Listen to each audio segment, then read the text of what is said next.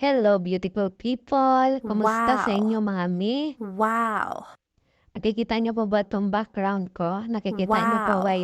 yung background ko? Ako po ay natuwa talaga dito kay Kabayan.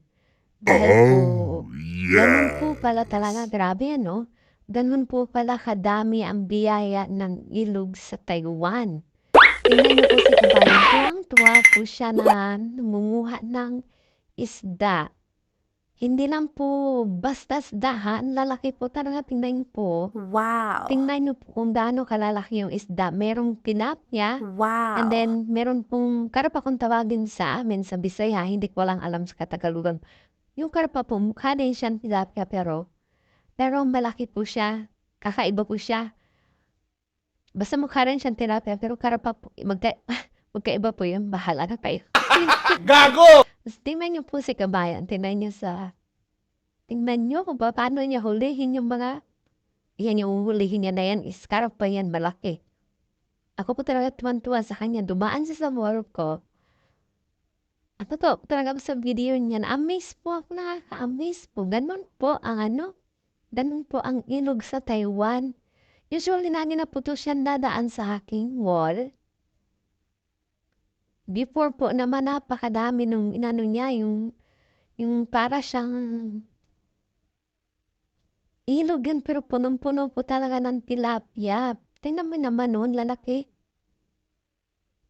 Parang apat pa lang yung laman ng grits na ay napuno na. Ganon kalalaki. Ayan yung hawak niya, karapa po yan. Karapa po yan kung tawagin sa amin.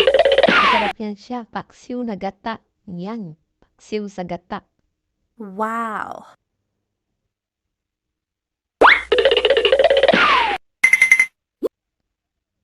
Napakarami pong kababayan natin na nasa Taiwan po na talagang ganyan po yung mga content nila. Yung panghuli po nila ng isda sa mga ilog sa Taiwan. Sobrang amazing po ng ilog sa Taiwan. Napaka nakaka-amaze. Tingnan mo, laki-laki po niyang hawak yung karpa, oh. Buhay na buhay, as in buhay na buhay. Masarap siguro tumira sa sa tabi ng ilog na yan. Hindi ka na maghihirap mag-isip ng ulam. Usually po yung mga kababayan mga kababayan natin sa Taiwan, free na po talaga yung pang-ulam nila. Tingnan niyo kung gaano kalaki. Nakaka-amaze po talaga. Wow.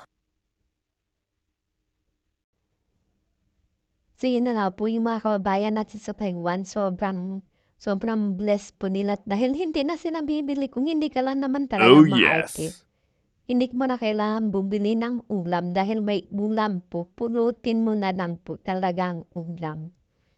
Yan mo si Kuya at libang na libang talaga siya sa ginagawa niya. Nakakatuwa talaga.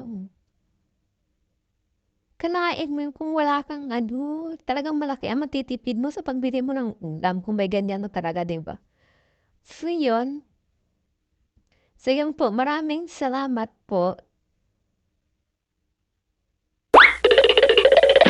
Sa panonood. See you in my next vlog. Paalam po, ang Ping Kanonay. Goodbye!